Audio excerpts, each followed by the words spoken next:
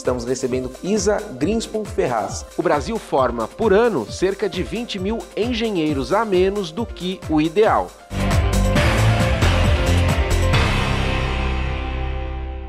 Com o início do período eleitoral, visando a escolha de prefeitos e vereadores, os sindicatos de engenheiros no estado de São Paulo realizam o seu já tradicional ciclo de debates à engenharia e à cidade. Todos os candidatos a prefeitos da capital foram convidados a participar da atividade e terão a oportunidade de apresentar aos engenheiros e ao público em geral suas propostas para a cidade de São Paulo. Os candidatos poderão também ouvir sugestões e sanar dúvidas da plateia com relação aos temas que dizem respeito à gestão do município. A todos nós entregaremos a publicação Cresce Brasil, Mais Engenharia, Mais Desenvolvimento, falando de cidades, que contém as propostas da Federação Nacional dos Engenheiros para solucionar os principais problemas vividos nas localidades, como transporte, habitação e saneamento.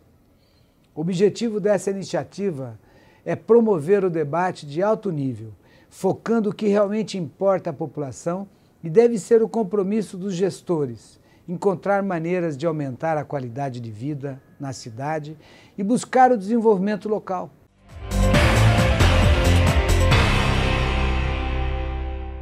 Prezadíssimo telespectador, seja muito bem-vindo a mais uma edição do Jornal do Engenheiro na TV, uma realização do CESP, o Sindicato dos Engenheiros no Estado de São Paulo.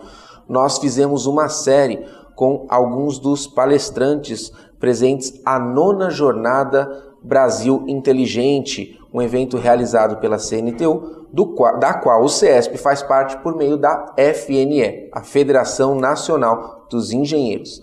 E estamos recebendo com muita alegria Isa Grinspoon Ferraz. Ela é socióloga e cineasta e também diretora cultural da Fundação Darcy Ribeiro, que participou de uma de nossas mesas no dia 1º de julho. Prazer recebê-la aqui, Isa. Obrigada, Fred. Isa, conte um pouquinho para nós qual foi a mensagem principal que você nos trouxe, já que o tema da mesa da qual você participou era Soberania e Cultura rumo ao Brasil 2022. Obrigada. Foi um prazer participar desse encontro, foi muito produtivo, me pareceu muito rica a mesa, com intervenções muito variadas e muito densas. Eu acho que esse evento é importantíssimo para realmente pensar que Brasil nós queremos. Eu trabalhei com Darcy Ribeiro por muitos anos e eu fiz um documentário sobre ele. Eu sou cineasta, socióloga, e num dos momentos cruciais do filme, que eu abri até o filme e fechei a série com essa fala dele, ele aponta para a câmera, olhando firme para a câmera e diz assim: mas preste atenção, nós temos que inventar o Brasil que nós queremos. Então, quando eu recebi esse convite muito simpático da CNTU, com esse tema, o que nós queremos, eu achei que era adequado, seria útil falar sobre o Darcy, que foi um batalhador, que passou a vida inteira lutando por um Brasil melhor, tanto no trabalho dele com os índios, quanto no trabalho com a educação. Ele foi um lutador pela escola de período integral gratuita, criou a Universidade de Brasília. Depois, também como antropólogo e como político, ele também teve uma ação política e fez as escolas, trabalhou com Brizola, fez a Lei de Diretrizes e Bases.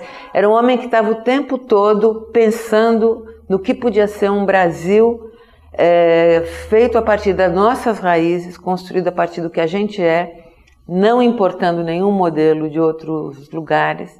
Ele dizia: nós temos uma seiva, que é essa mistura de raças, essa formação singular do Brasil, que tem muito a dizer ao planeta. E a luta dele era essa. Então eu tentei falar um pouco dessa trajetória dele, desse ideário dele. Isa, você acredita que nós estamos avançando rumo a esse Brasil que faz a sua história, esse Brasil sonhado pelo Darcy? Eu acho que nesse momento agora a gente está vivendo grandes percalços, mas a gente está vindo, sim, num caminho, muita coisa foi conquistada, nós saímos de uma ditadura terrível, mas a gente tem uma história muito dura.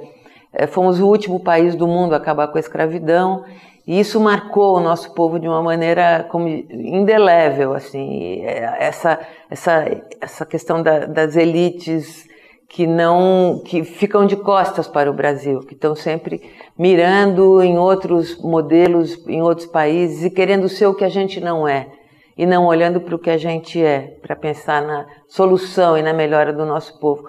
Eu acho que as coisas caminharam muito, mas ainda tem uma longa estrada para caminhar. E nesse momento agora eu acho que a gente está vivendo um retrocesso com esse impeachment, essas coisas todas que estão acontecendo na política no Brasil. Mas eu acredito que o povo brasileiro é melhor do que os políticos brasileiros, então que eu acho que a gente vai chegar em algum lugar. E o que um evento como esse do qual você participou ajuda a esse engajamento, a nutrir pessoas de vontade de, peraí, eu não vou só reclamar passivamente, eu posso contribuir, eu posso dar a minha ideia, eu posso trabalhar por isso. O que esse evento acha que alavanca? Eu acho esse evento muito importante porque ele é enraizado no Brasil inteiro, em várias áreas, e ele pode ter uma penetração, que eu acho que ele deve ter, de abrindo, como numa rede mesmo, e criando novos vínculos e novas pessoas, e envolvendo outras pessoas, e envolvendo as mídias, para pensar e para não se entregar a um niilismo, um baixo astral de que, bom, não tem mesmo o que fazer, então vamos lá. Não é vamos lá. Todos nós, universitários, formados em grande parte nas escolas públicas com dinheiro público, tem que ter um retorno, então, pensar num retorno para a sociedade. É uma obrigação moral, ética, social, é uma responsabilidade civil de todos nós que tivemos acesso à educação, nos níveis superiores e tal, de estarmos respondendo aos problemas nacionais, que são enormes e que têm que ser respondidos. Então, eu acho que um evento como esse, do CNTU, é muito marcante, me parece. Esse Brasil engajado, e agora fica na minha cabeça esse dedo em riste do Darcy, esse Brasil engajado, ele nasce nas instituições que congrega pessoas, né? E aí, o sindicato tem um papel importante nisso, né, Isa? Claro, fundamental. Sempre teve na história da humanidade, desde que existe. Eu acho que esses grupos e também os outros grupos que vão... Porque o Brasil é um país muito fragmentado e o mundo contemporâneo é um mundo fragmentado. Então, são muitas vozes. A voz sindical, ela é fundamental, porque ela é uma voz organizada e que chega muito nos lugares. Mas a gente tem que ficar ligado e olhar para tudo que está surgindo nas periferias, pipocando aqui e ali, e tentando envolver esse conjunto que é tão multifacetado da população brasileira numa onda grande. A gente tem que ir pensando e tem que olhar para o que os outros estão pensando.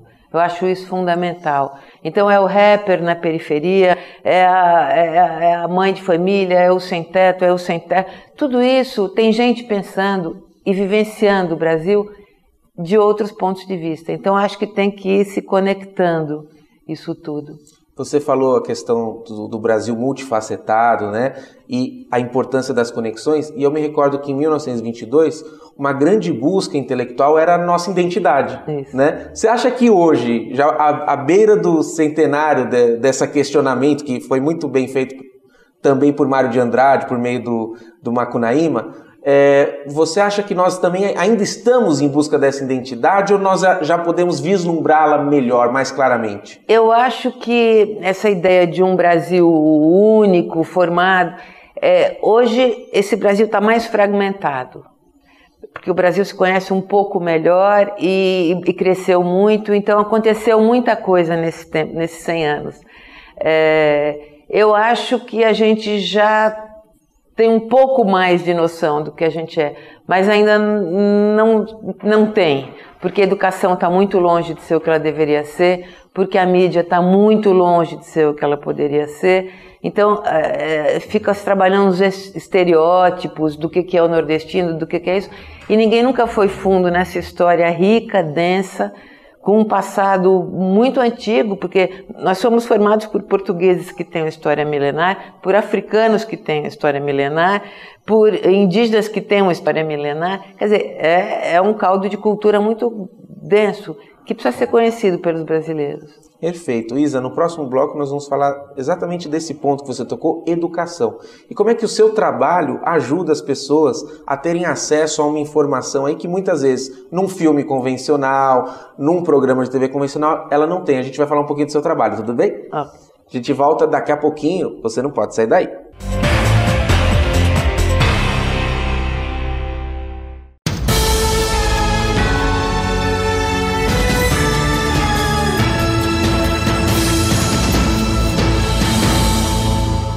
A Federação Nacional dos Engenheiros defende a formação de uma ampla coalizão unindo os engenheiros e demais profissionais da área tecnológica.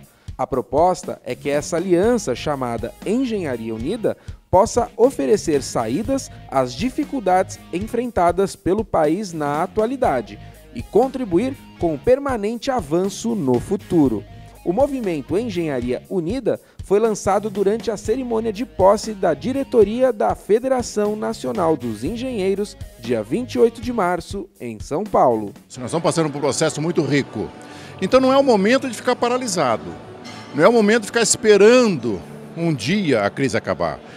Nós temos que partir para duas ações. Uma reflexão forte internamente da Engenharia Unida e partir também para ações propositivas. A importância da Engenharia Unida, ela se resume principalmente pelo fato da engenharia ser o pilar de qualquer desenvolvimento. Então, nada melhor do que discutirmos um tema tão voltado a esse momento que nós vivemos em nosso país, do que falar de uma engenharia unida pensando cada vez mais no nosso Brasil e pensando em cada vez mais nos nossos profissionais.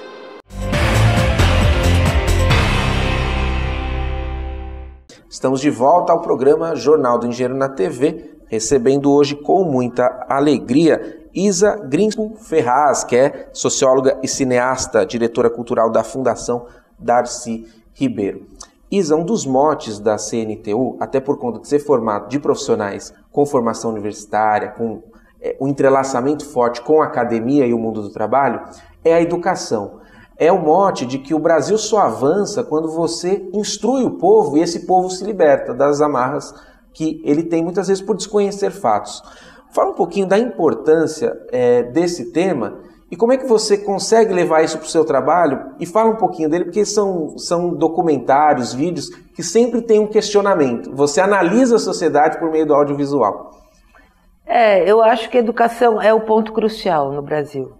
Me parece que e aí, mais uma vez falando do Darcy Ribeiro, em 83, que foi a primeira vez que eu entrevistei, eu estava na Fundação Roberto Marinho naquela época, e ele disse, em 83, veja bem, ele falou assim, se não tiver escola de período integral para todo mundo, em 10 anos, o Exército, a Marinha e a Aeronáutica vão estar embaixo dos morros, segurando, porque vai descer, porque vai explodir. Ele falou isso em 82, 83. Ninguém fez as escolas de período integral quando eles tentaram os CIEPs, logo em seguida esse projeto foi. Agora temos o CELS aqui em São Paulo, que é um projeto nessa linha. A escola é fundamental e uma educação não só de ensinar a ler, contar, escrever, mas uma educação de ensinar a pensar. As pessoas têm que aprender a pensar, têm que aprender a ter orgulho do seu país, da sua história, tem que se pensar como cidadãos atuantes. A escola tem um papel fundamental.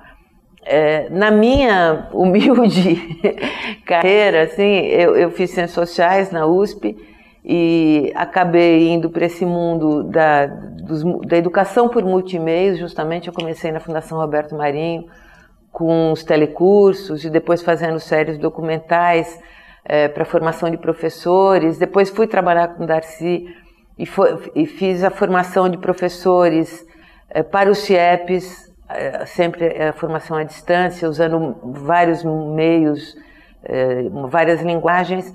E meu trabalho, desde então, é sempre voltado para tentar trabalhar ideias complexas de maneira simples para todos. Então eu faço, além de documentários, eu faço também museus que utilizam linguagens variadas.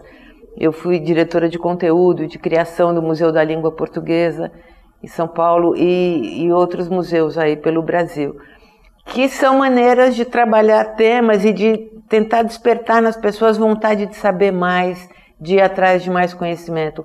É claro que um museu não é uma enciclopédia, que um filme não é para você dar uma aula usando... Mas o documentário ele serve para, usando da emoção e do intelecto, fazer as pessoas se ligarem em temas, pensarem, se emocionarem e quererem ir à frente, e quererem saber mais.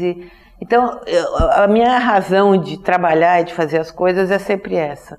Nos vários trabalhos, mesmo trabalhos propriamente de educação, foi sempre essa a minha vontade. E eu acho que o audiovisual, você falou de transformar algo complexo em simples, ele permite isso porque ele já exige que você simplifique, né? Sem perder a complexidade. Porque uma coisa é você baixar a linguagem porque você acha que as pessoas não vão entender. Eu sou completamente contra essa ideia, em todos os meus trabalhos. Eu acho que todas as pessoas têm inteligência e sensibilidade, independente da formação intelectual que elas possam ter. Porque elas têm uma experiência de vida, porque todos são seres humanos, que têm emoções, que gostam da beleza, que gostam de ser tratados como pessoas inteligentes. Independente de se é doutor, pós-doc ou analfabeto. Então, todas as coisas que eu tento fazer, o Museu da Língua, por exemplo, você tem lá, numa das instalações mais importantes, um texto do Gregório de Matos Guerra, do século XVII, que num primeiro momento, mas Gregório de Matos Guerra no Museu Popular? Sim, e faz um tremendo sucesso. Por quê? Porque você trabalha a linguagem, a gente pôs na voz de um rapper falando o poema. É de uma atualidade total. Ou seja, o patrimônio da humanidade é universal e pertence a todo mundo. Ou deveria pertencer. Todo mundo deveria ter acesso. Então, eu acho que a tarefa de quem tem alguma possibilidade de falar para os outros é ampliação de repertório. Para todo mundo poder usufruir. É luxo para todos. Com certeza, né?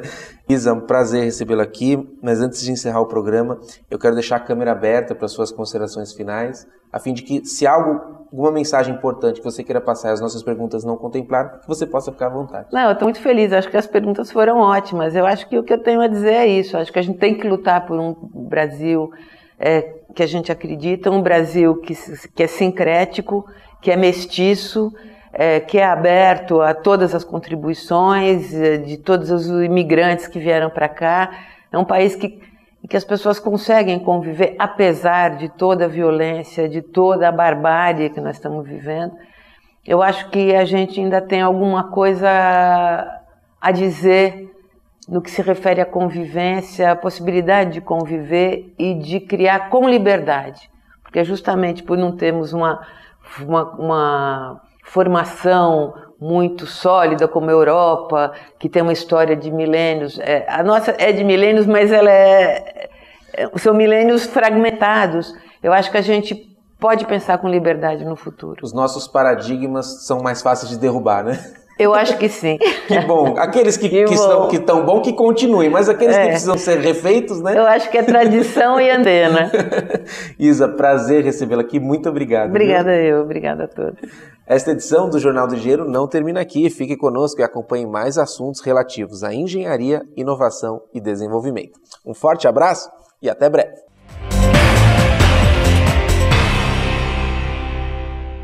O Brasil forma, por ano, cerca de 20 mil engenheiros a menos do que o ideal.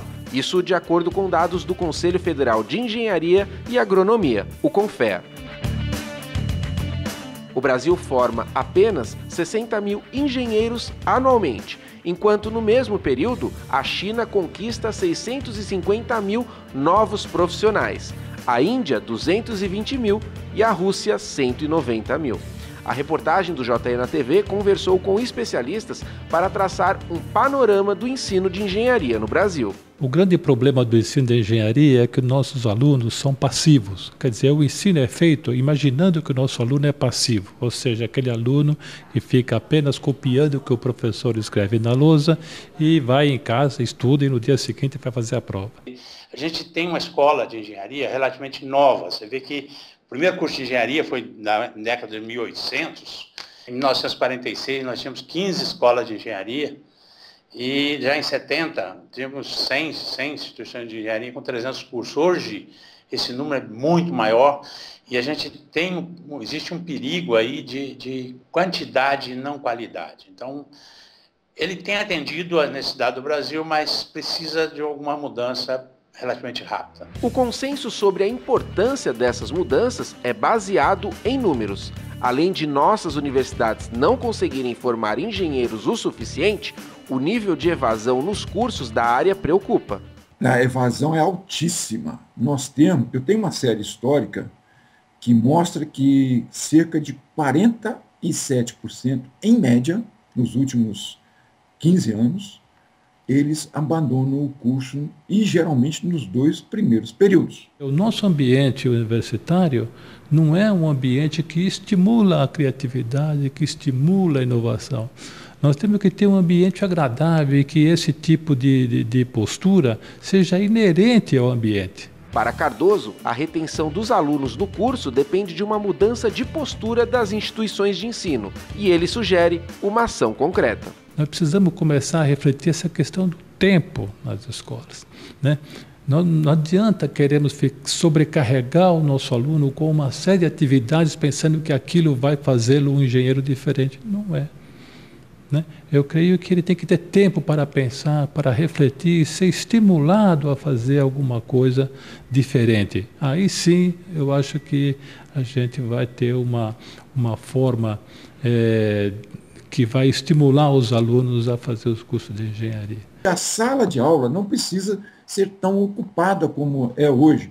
Pode-se reduzir isso a 50% do tempo de aula presencial e o restante ser através de outras atividades, principalmente atividades onde o aluno, além de ouvir e ver, ele vai também fazer as coisas. Além disso, Oliveira aponta que a pedagogia voltada para a engenharia precisa também ser uma formação mais valorizada, sendo este um dos papéis da ABENGE, que promove diversos encontros e estudos para a melhora do ensino dos engenheiros. Os professores de engenharia, na maioria, são engenheiros, ou seja, não têm formação pedagógica suficiente também para dar uma aula de matemática ou física, principalmente para engenheiro. Na Europa, no mercado comum europeu, existe lá uma diretriz que até 2020, todos aqueles que quiserem ser professor de curso superior vai ter que fazer um pós-graduação. Estrito sensu, nível de mestrado,